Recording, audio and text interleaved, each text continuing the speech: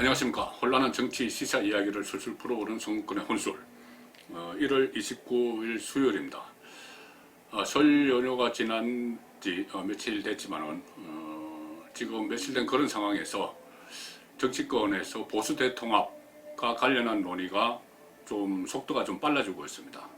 오늘이 그 4.15 총선까지 77일 남겨놓은 시점인데 그나마 좀 늦었지만은 다행입니다. 상당히 좀 빨라지는 이런 상황인데, 그런데 그것과 또 반대로 이 보수 통합이 뭘 걸림돌이 될 만한 장애물이 될 만한 그런 일도 또 하나씩 나타나고 있어서 이것이 앞으로 어떻게 전개가 될지 상당히 좀 걱정도 되고 또 기대되는 그런 부분들이 있는데, 그래서 오늘은 제가 한번 정리를 해봤습니다. 지금 보수 통합 도대체 뭐가 문제고 돌파구는 어딘지, 그것을 제가 오늘 D-77일을 맞아서 정리를 한번 해봤습니다. 자, 저는 이제 장애물을 세 가지로 일단은 정리를 해봤습니다. 첫 번째 장애물은 아무래도 유승민입니다. 유승민 새로운 보수당을 사실상 이끌고 있죠.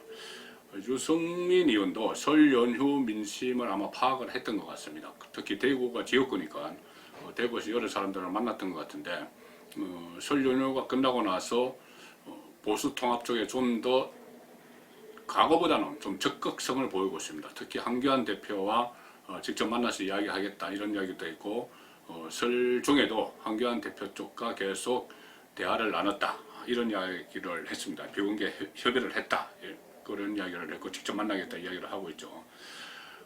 다만 지금 이 단판 두 사람이, 한교안, 유승민이 이 두 사람이 지금 단판이 상당히 시간이 오래 걸리죠. 그전 같으면은 이 정치인들 단판 짓는 거 그냥 어느 날 오전에 이야기해서 그냥 점심시간에 만나서 단판 짓기도 하고 상당히 정강석가처럼 하는데, 상당히 단판을 두 사람 만나는 자체까지도 시간이 걸립니다. 제가 얼마 전에 기성 인사하는 서울역에서 일어났던 일을 소개해 드린 적이 있죠. 두 사람이 서로 한교안 대표는 만날 다가가서 같이 조를 하려고 하는데 유승민 의원이 그 자리를 떠나버렸다 그 이야기도 해드렸는데, 단판이 사실 시간이 상당히 오래 걸리는데 그 이유는 아무래도 선거 연대 방식일 겁니다. 이 선거 연대를 하는 데는 당대당 통합이 있고 또 연합 공천을 하는 방법이 있고 또 여러 가지 방법이 있습니다.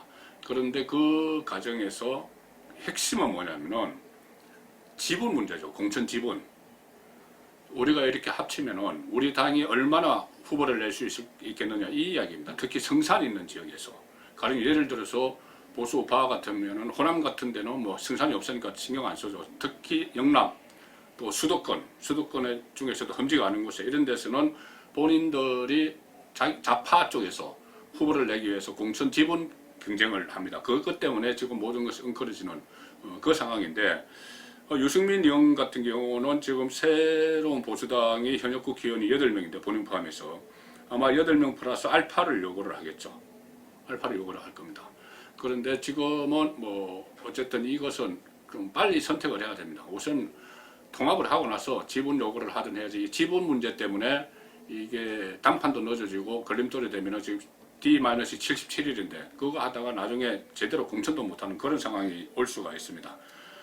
닥치고 통합한 뒤에 선거에서 이기고 나서 시시비비를 가리려면은 일단은 닥치고 통합한 뒤에 공천 지분 문제도 이야기를 해야 됩니다.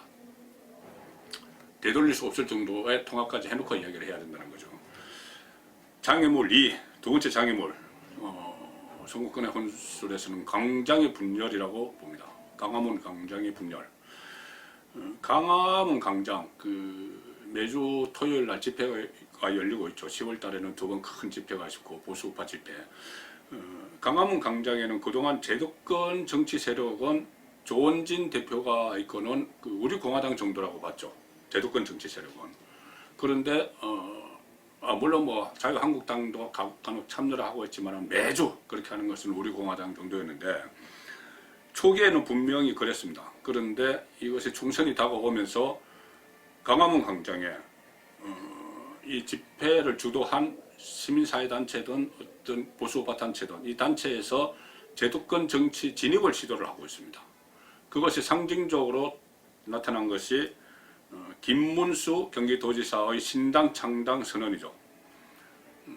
정강훈 목사를 후원인으로 해서 신당 창당을 선언을 했습니다. 명분은 광화문 세력을, 광화문에 모이는 보수파 분들을 한국당에서 너무 거구처럼 취급을 한다. 이것이고, 또 하나는 한국당이 유승민과 같이, 한교안 유승민이 손잡는 것은 절대 반대한다. 이런 명분을 내세우고 있는데, 그 명분도 있겠지만은 그 이면에는 이 역시 지분 요구가 있었지 않나, 그런 생각이 듭니다. 공천 지분, 비례대표든 지역구든. 그것이 좀 어긋나니까 이 신당 창당이라는 카드로 압박을 하는 거 아니냐, 그런 생각을 하게 되는 거죠. 장애물 3, 세 번째, 안철수입니다. 안철수. 왜 안철수냐?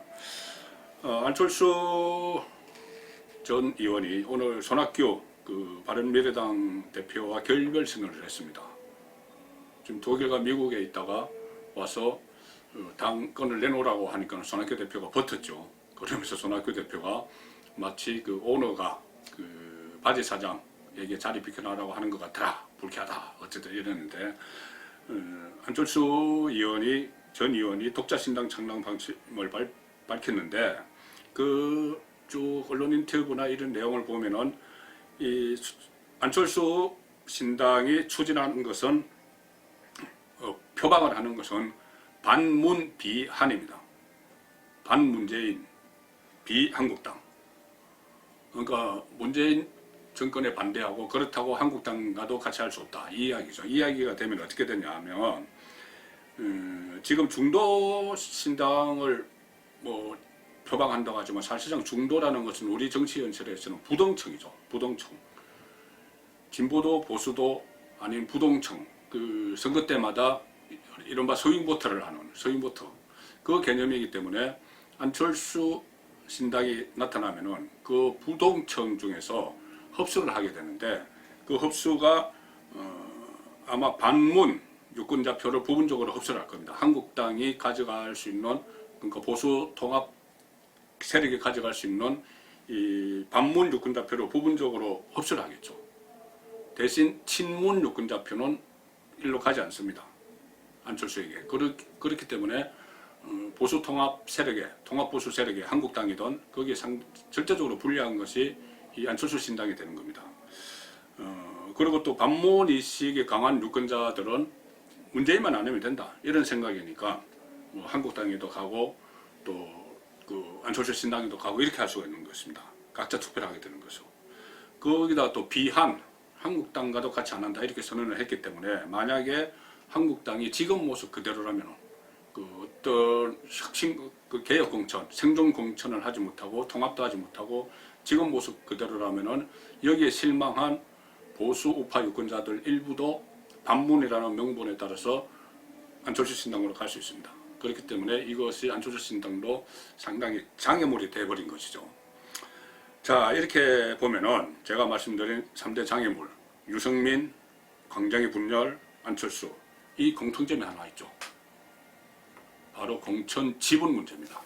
어떻게 보면은 명분은 여러 가지지만은 공천 지분을 가급적 많이 확보해서 21대 총선에서 일정 부분 지분을 받아서 정치권에서 나름대로 세력을 구축하겠다는 그런 의미가 되는 거죠. 자, 그렇다면 이 3대 장애물이 있는데 돌파구가 없는 건 아니겠죠. 충분히 돌파구가 있습니다. 지금 상황에서는. 특히 지금 문재인 정권의 폭주, 독선, 독주, 또 검찰에 대한 대학살, 이런 부분에 대해서 유권자들, 상당한 유권자들 분께서 지난 설 민심에서도 나타났지만 분노를 하고 있는 그런 상황이기 때문에 보수 세력이 제 모습만 갖춘다면 충분히 돌파할 수 있습니다. 근데 그 돌파가 좀 구체적으로 좀 진행이 돼야 되겠죠. 저는 그렇게 봅니다. 제가 이 세 가지 장애물의 공통 분모가 공천 지분 문제이기 때문에 이 공천 지분을 객관적이고 공정하게 나눠주는 그런 조건으로 같이 합치면 됩니다. 어떤 방법이 있냐면은 이 공천에는 두 가지가 있죠. 전략공천과 경선이 있습니다. 전략공천은 지도부에서 내려놓는 것이고, 경선은 자유경선, 공정한 경선만 보장이 된다면은 후보들이 직접 가서 그 유권자들에게 그 심판을 받는 거죠. 예선전을 치르는 겁니다. 그래서 이것을 공천 지분이 이렇게 걸림돌이 된다면은 이 공천 지분을 가지고 야 우리 뭐 5대 4대 3, 5대 4대 1, 뭐 7대 3 이렇게 협상을 하지 말고 전 지역 경선 원칙을 밝히는 겁니다. 그러니까 보수 우파가 유리하다고 판단되는 곳은 무조건 공천을 한다. 그 경선을 한다. 경선을 해서 공천자를 확정한다. 그러면은 공천 지분을 가지고 티격태격할 그 여지가 좀 좁아지겠죠. 그런 식으로 해야 되는데 지금은 시간이 없습니다. 그러니까는 우선 통합을 위한 담판을 하든지 우선 통합선언을 하고 통합선언을 나서 어느 곳을 경선을 할 것인지 어느 곳을 전략공천을 할 것인지 또 경선의 폭은 어떻게 할 것인지 방식은 어떻게 할 것인지 어떻게 하면 공정한 경선을 할 것인지 뭐 한국당 주도로 통합이 됐다고 해서 한국당이 내세우는 후보가 한국당 계열이 내세우는 후보가 유리하면 안 되니까 그런 공정한 경선 방식 이런 것은 일단 통합을 하고 나서 매듭을 지어야 될 그런 문제 같습니다.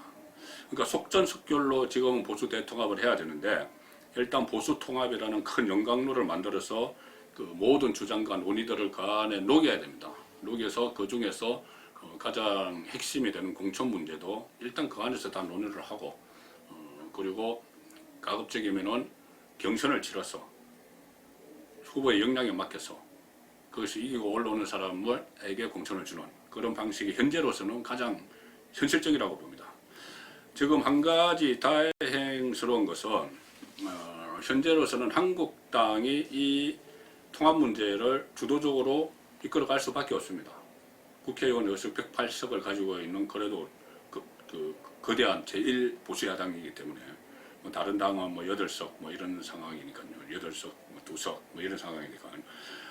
그런데 현재 다행스러운 것은 여기서 제가 변수가 됐다고 말씀드린 장애물이 되고 있다고 말씀드린 유승민, 김문수, 안철수, 조원진 모두 다 한국당과 연대 가능성 이것은 닿지는 않고 있습니다.